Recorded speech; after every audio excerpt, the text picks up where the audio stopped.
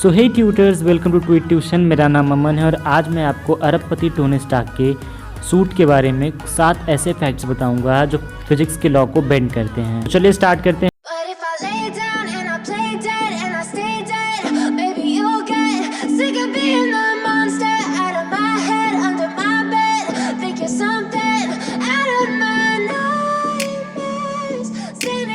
है तब से आयरन मैन के सूट ने लोगों को इतना इम्प्रेस कर दिया है कि वो लोग रियल लाइफ में आयरन मैन को सूट बनाने की कोशिश कर रहे हैं। हालांकि काफ़ी हद तक लोगों ने आयरन मैन का सूट बना लिया है, पर एकदम नैनोटेक और उसके जैसा थ्रस्टर अभी तक इम्प्लांट करना काफ़ी मुश्किल है लोगों के लिए।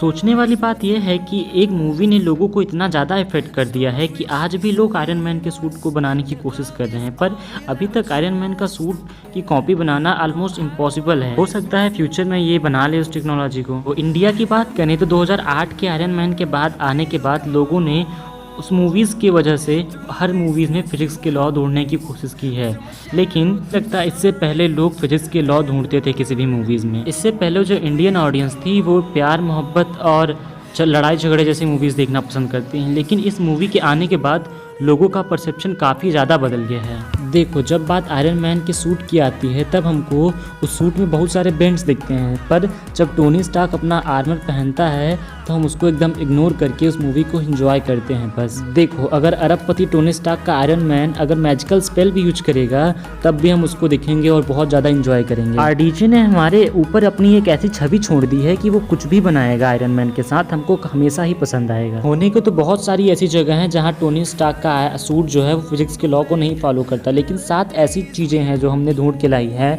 वहाँ पे मेनली उनका लॉ काम नहीं करता। तो पहला बेंड जो ये है कि हमको मूवी में कभी ये बताया नहीं गया है कि आयरन मैन का जो सूट है वो उसको कैसे प्रोटेक्ट करता है बड़े बड़े झटकों से। देखो, जब टोनी स्टार्क और थॉर फाइट कर रहे थे तब भी थॉर ने आयरन मैन के ऊपर इतनी ज़्यादा लाइटिंग की, फिर भी टोनी स्टार्क जो है वो बच गया, उसके सूट ने उसको प्रोटेक्ट किया। जब थेनोस और आयरन मैन की फाइट हो रही थी तब थेनोस ने आयरन मैन के मुंह पे एक पंच मारा था, और हल्क के साथ जब फाइट हो रही थी हल्क बस्टर के साथ, तब हल्क ने टोनी के सूट को काफ़ी डैमेज कर दिया था, लेकिन फिर भी टोनी बच जाता है और दोबारा उठता है और उन दोनों से फाइट करता है।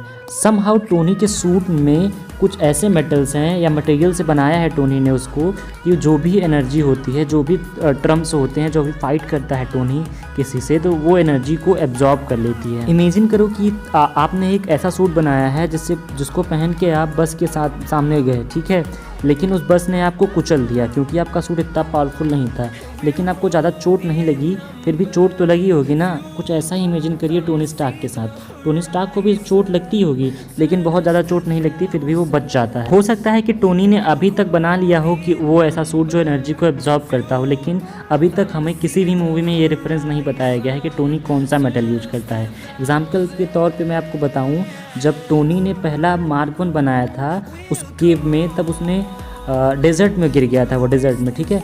तो उस डेजर्ट में गिरने के बाद उसको काफ़ी चोट नहीं लगी थी, मतलब वो बचा हुआ था, ठीक ही ठाक था, लेकिन टोनी ने उस टाइम पे ऐसा कोई सूट नहीं बनाया था जो उसको प्रोटेक्ट कर सके उन हमलों से। अगर आपको ब्लेंड का मतलब समझ नहीं आ रहा तो मैं आपको बता दूं, ब्लेंड का मतलब होता है ऐसा कुछ जो फिजिक्स के लॉ को फॉलो ना करे। दूसरा है कि हमको ये मूवी में कभी नहीं बताया गया है कि जब भी आयरन मैन हॉरिजॉन्टली उड़ता है तो वो हवा में कैसे टिका रहता है बिना अपथ्रस्ट के। अपन ने मूवी में देखा होगा जब भी आयरन मैन उड़ता है हॉरिजॉन्टली तब उसका जो थ्रस्टर होता है या जो रॉकेट होता है वो हमेशा पीछे की तरफ ही पॉइंट आउट करता है, और ये सीन्स इतने एपिक होते हैं जिसके कारण हम क्वेश्चन पॉइंट आउट ही नहीं करते कि वो ऐसा क्यों कर रहा है, और जब हम ये रियलाइज करते हैं कि वो ऐसा क्यों कर पा रहा है तब हम देखते हैं कि उसके नीचे जो है वो हॉरिजॉन्टल लिफ्ट नाम की चीज़ ही नहीं है, ठीक है। उसका थ्रस्टर जो है वो सारी एनर्जी को पीछे की तरफ पॉइंट आउट करता है। देखो, एक चीज़ और आपको बता दूं कि टोनी जो है वो ग्रेविटेशन से ही इम्यून है, मतलब कहने की बात यह है कि उसके ऊपर ग्रेविटी का कोई असर ही नहीं होता। जब भी वो हॉरिजॉन्टल उड़ता है तो उसको उड़ने के लिए एक अपलिफ्ट चाहिए होता है हाई एल्टीट्यूड पे जाने के लिए, लेकिन हमको कोई भी रॉकेट या थ्रस्टर नहीं दिखता टोनी के नीचे। हो सकता है वो इनविजिबल हो, लेकिन अपन को पता है छोटी से भी छोटी चीज़ छुपाना टोनी का स्टाइल नहीं है। मूवी में हमको कभी भी ये नहीं बताया गया कि जब भी टोनी 180 या 90 डिग्री का टर्न लेता है तो ग्रेविटेशनल फोर्स से कैसे बचता है। कहने का मतलब ये है, जब आप अपनी कार से जाते रहते हैं और अचानक से एक टर्न आ जाता है तो आपकी बॉडी अपोजिट डायरेक्शन में मूव करने लगती है, जिसे हम इनर्शिया के नाम से जानते हैं। हाँ, हो सकता है जबकि आपकी गाड़ी बहुत धीमे गति से चल रही हो और फिर वो मुड़े तो आपके ऊपर कुछ ज़्यादा फर्क पड़ेगा नहीं, लेकिन जब टोनी उड़ता है तो उसकी स्पीड आपके कार की स्पीड के जितना नहीं होती। वो तुरंत ही 180 का टर्न लेता है। उसका सूट जो है वो तुरंत ही अपनी डायरेक्शन को बदलता है और हमको यही नहीं पता कि जब ये ऐसा करता है तो वो उस ग्रेविटेशनल फोर्स या इनर्शिया को कैसे हैंडल करता है। बेंड नंबर 4 ये है कि टोनी का जो आर्क रिएक्टर है वो काफ़ी ज़्यादा हीट एनर्जी को जनरेट करता है, जो लगभग किसी को भी मारने के लायक होगा, इवन टोनी स्टार्क को भी मार देगा। देखो, आयरन मैन का जो सूट है वो सिर्फ आर्क रिएक्टर की वजह से ही पॉसिबल है, लेकिन उसका जो छोटा सा सिलेंड्रिकल टेक्नोलॉजी है वो बहुत ज़्यादा मैसिव एनर्जी जनरेट करता है, लेकिन हमको पता नहीं है कि वो किस तरह काम करता है। लेकिन उसमें से निकलने वाला जो वेस्ट एनर्जी है वो किसी को भी आराम से मार सकता है। हाँ, ये अलग बात है कि टोनी ने फिजिक्स का कोई ऐसा नियम खोज लिया हो जो एल्ड्रिच किलन की तरह काम करता है, जो आयरन मैन 3 का विलन था, जिसके ऊपर हीट का कोई इफेक्ट नहीं पड़ता था, वो कितना भी हीट हो जाए। तो बेंड नंबर 5 ये है कि टोनी का जो नया एलिमेंट था वो साइंस के नज़रिए से कभी भी स्टेबल नहीं होगा। देखो, टोनी ने बहुत सारी चीज़ें इतनी आसानी से बना दी हैं, लेकिन उसको रियल लाइफ में बनाना लगभग इम्पॉसिबल, जिसमें से उसका एक क्रिएशन जो था वो उसका नया एलिमेंट था। देखो, ये चीज़ें मूवीज़ में तो काफ़ी फैसिनेटिंग लगती हैं, लेकिन कितने हद तक ये सही है। देखो, बहुत सारे फिजिसिस्ट ने ये बताया है कि आयरन मैन का जो मैकेनिक्स है वो लगभग तो सही है, लेकिन ज़्यादातर चीज़ें उसमें फेक ही है, वो अनरियलिस्टिक है। जब टोनी अपना एलिमेंट बना रहा था तो उसमें से इतनी ज़्यादा रेडिएशन निकल रही होंगी कि टोनी को या उस समय मर जाना चाहिए था या हल्क में ट्रांसफॉर्म हो जाना चाहिए था।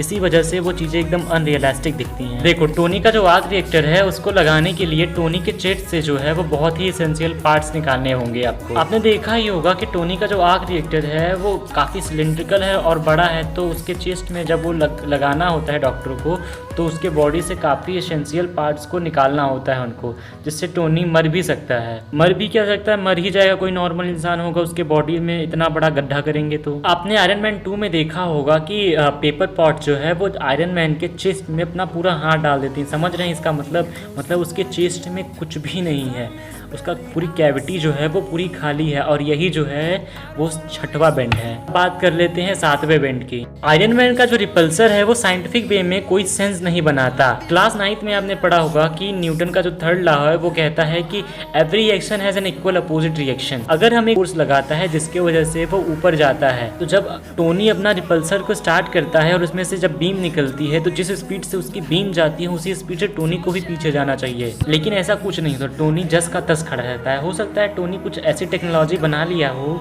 जिससे वो थ्रस्टर की एनर्जी जो है वो एक जगह मेंटेन कर सके और वो एक जगह स्टेबल हो सके। हमको एक चीज़ और नहीं बताई गई है कि वो जो रिपल्सर है वो असल में है क्या, वो काम कैसे करता है, उसमें से जो बीम निकलती है वो क्या चीज़ है। हो सकता है टोनी ने कोई नई टेक्नोलॉजी बनाई हो जो न्यूटन के लॉ को ब्रेक करती हैं। और ये है 7 ऐसी टेक्नोलॉजीज जो फिजिक्स को फॉलो नहीं करती, और उनके लॉस तो छोड़ ही दो अब। And that's the wrap on the video. If you enjoy my videos, please like, subscribe and share with your families and friends. Thank you.